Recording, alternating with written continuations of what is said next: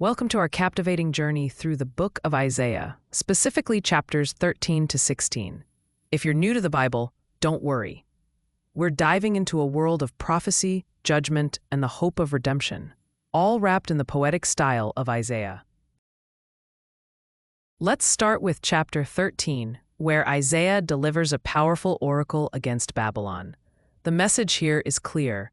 Even the mightiest empires are not immune to downfall.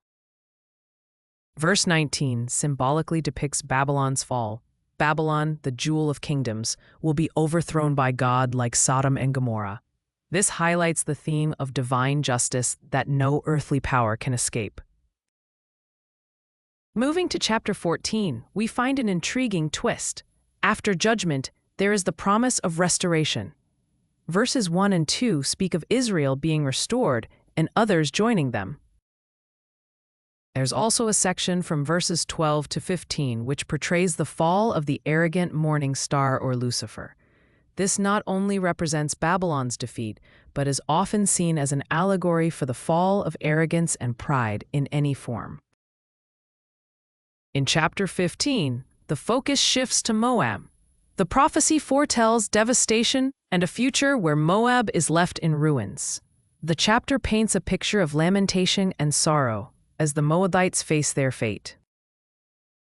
The vivid descriptions reflect the broader theme of the short-sightedness of trusting in false security.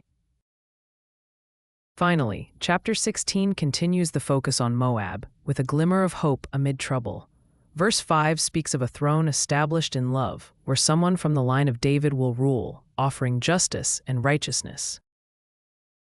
This offers a prophetic glimpse into a future redemption, providing a thread of hope for those awaiting God's deliverance.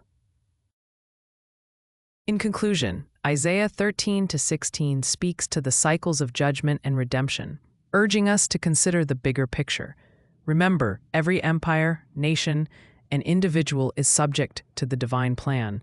Stay curious as we unravel these profound messages hidden within Isaiah's prophecies. Join us next time for more insights from this ancient text. Here are some suggested key verses to further meditate upon.